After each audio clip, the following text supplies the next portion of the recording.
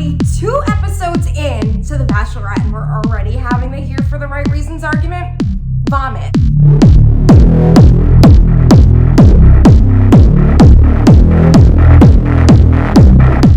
What's up? It's Tayshia and this is Let's Whine About The Bachelorette. It's back, it's on YouTube, and it's gonna be amazing because Katie Thurston is kicking ass as the Bachelorette, okay? So you go grab a glass of wine. Today I am drinking Buttery Bomb Chardonnay. I mean, that name sounded really fun, so I just went and got a bottle. Plus, I love a buttery Chardonnay. If you like dry Chardonnay, this is the one for you, bubs. So let's take a sip.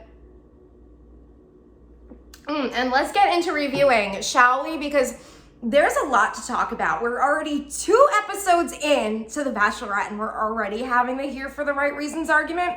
Vomit. Like, I absolutely cannot. But before we get into that, okay, we gotta talk about this exploiting of the only virgin contestant, Mike P. Because it happens almost every season, and we knew it was gonna happen this season because Katie's all sex positive, and the Bachelor producers thought, what would really throw everyone off and make for drama? Oh, I know, throw in a virgin contestant. Except it didn't work out according to their plan. And like, thank God, because Mike is a total sweetheart. So the first group date this week is this whole like best lovers contest. So everyone's got to show their like sexiest moves, or, you know, whether it's writing a song like Connor did. Spoiler alert, I love Connor. I was digging that cat costume. Like, maybe not in a way for me, but for Katie, yeah, he's got a sense of humor. But we're all watching this thinking, there's no way in hell a virgin's gonna win the best lovers contest. They obviously set him up, right? Wrong. So Mike basically goes over to Katie and he's like, I'm the best lover because I'm saving myself for my wife, yada yada. I'd wait another 31 years to save myself for someone like you. Something to that effect. Very adorable, which instantly wins Katie's heart over, which, I mean, how couldn't it? It would win my heart over too.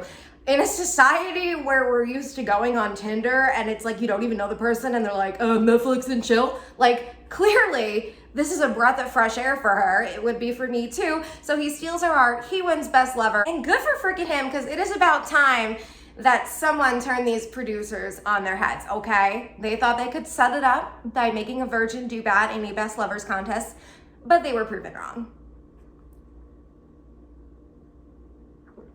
Another standout of the evening was Greg Grippo. That was Katie's first impression rose, and he got a one-on-one date, which is quite possibly the least romantic date I've ever seen, but like Katie was super into it. They went camping and they had to build a toilet together, like chop a hole in is that like a paint bucket? I don't know what it is, I'm not handy. But yeah, they had to chop a hole in it and like sit down and they're having this meaningful heart to heart on the makeshift toilet. Like, you cannot make this up. You cannot make this up. Is this what we've resorted to? Like, short Bachelorette budgets, like we've lost Chris Harrison, okay. We had to deal with some issues because of COVID. Now we need to book resorts and not use the mansion. So we gotta cut costs in the date department. Oh, I know, let's make a toilet together. Like, you could do a little bit better than that. I'm just saying, but it worked for Katie. She and Greg had a really successful date. Wouldn't be surprised if he's part of the Final Four. And he's a Jersey guy, so like, I'm just biased to them because I'm from Jersey. We also had Tayshia pick Zach, who's a Jersey guy, so I see a little pattern here, okay. Maybe this Jersey girl needs to go on The Bachelor. Although, sidebar, I always say like, I wanna go on The Bachelor just so I could be the Bachelorette, but then that requires me actually like trying. Because if I were to go on The Bachelor, truly, I don't think I would make it past night 1. I think I would be sick of everyone and I would just be too much and they'd be like, you need to leave. But I want to be the Bachelorette, so like I would actually have to fall in love with someone I barely know. And that goes against everything I stand for. So if they just want to jump right to hiring me for the Bachelorette, like, have your people talk to my people. We'll sort that out. So then we have our next questionable group date, which is Katie's big buckle brawl. And like, the guys are dressed up in cowboy outfits and like wrestle in the mud. I don't know. Like, it's supposed to be sexy, I guess, if you're into that sort of thing. I'm not, but like, go Katie. And we have our first here for the wrong reasons fight. Like, 2 weeks in, which I guess getting it over with now is better than nothing, but I don't know. I think that storyline is so tired out, but anywho. So Aaron's a winner and he gets some alone time with Katie because of that. And then he knows Cody from San Diego, so Katie's kind of asking about their relationship, and Aaron flat out says that Cody's not a good guy. He's not here for the right reasons. There it is. So Katie goes to sort it out with Cody. She's not liking the answers he's giving because he's like, oh, that's not factual, you know, typical guy. And she sends him home, which that I have to say, a lot of people were saying that they're not gonna like Katie on this season of The Bachelorette. She lacks class. Like, come on, that's bullshit. Does she lack class or does she lack your idea of class, Karen? Think about that one for a second. I like that she wasted no time with sending him home. She was turned off by what Aaron told her, so it was by Cody. She's clearly doing the thing the right way. I wish Claire would have, but that's besides the point. Speaking of people not here for the right reasons, you know we gotta talk about Carl. He is definitely coming in hot with the whole villain thing. He's taken advantage of this whole not here for the right reasons thing, and he pulls Katie aside and he says, oh, there's more guys that are not here for the right reasons, but I can't really tell you who. Can't really tell you who is like universal language for like, I'm making this entire thing up.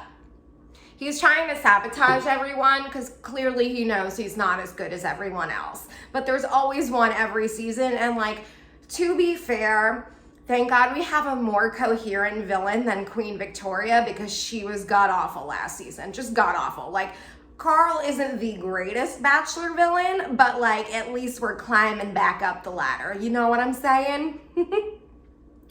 Yeah, so he starts this whole thing. He makes Katie upset at the cocktail party. She comes back in and says, if you're not here for the right reason, I need to know about it, which again, good for you, girl, standing your ground, but like, too bad you're listening to this total douche canoe. Carl will forgive you for that. And everyone's like, oh, so tell us who it is. And Carl's like, oh, but I can't mention names. And they're like, because it is no one. You're making this up, Carl. Come on. Carl is just so irritating. It's like he wants his 15 minutes of fame. I don't think he's really there for Katie. I think he's there just to get a ticket to paradise and call it a day. Which, like, I mean, let's be honest. Most of them are probably there to get a ticket to paradise, but like, you don't go about it the way Carl did. I don't know. You just don't. It's irritating. It's not genuine. But that's the cards we've been dealt this season. When do you think he's gonna go home? Truly, I don't give it more than a week. So like tomorrow, the next episode is coming on. I'm doing this on a Sunday. You might be watching it on a Sunday. I think tomorrow he might be going home or the week after, tops. Katie's proven to be a really smart girl and someone who's looking to find love. So if she's finding out that Carl's just being a total dimwit and is just making up stuff for the sake of causing drama, she's gonna be like, next. And I hope she does because I don't know how much more I can stomach of Carl. Before we wrap up, I do want to talk about Tayshia and Kaitlyn being the hosts and kind of mentors this season. I think they're doing a phenomenal job. I can't tell you how many times I've gone on Facebook groups and everyone's like, I miss Chris Harrison. I don't want to watch the show without him. And I'm like, what? Like, let's back it up for a second. What did he do besides introduce himself every single week, do the rose ceremony, and then say, this is the final rose, and like sometimes pop up here or there and give advice? I don't know. It was time for a change. I really don't. If I was on The Bachelor, I really wouldn't need this like older man telling me what to do with the guys I like, etc., etc. It's awkward. We don't need it. I think Tayshia and Kaitlyn are so fun. They're bringing a whole new energetic vibe to the show. They're kind of like revamping it. Like you have those electric, like, we're gonna save your life, like bzz, bzz, resuscitators.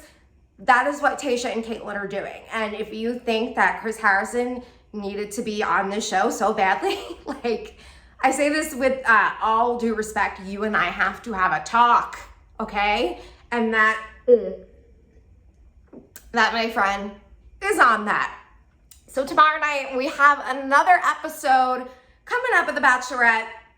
Let me know what you think is gonna happen. I wanna hear from you in the comments below. I'm so excited to be bringing Let's Wine About The Bachelorette back. I'm Diana Jevia. If you like this video, make sure to subscribe to my channel, and I will be looking forward to hearing what you have to say about this week's episode of Bachelorette in the comments. Thank you so much for tuning in, and cheers, boo.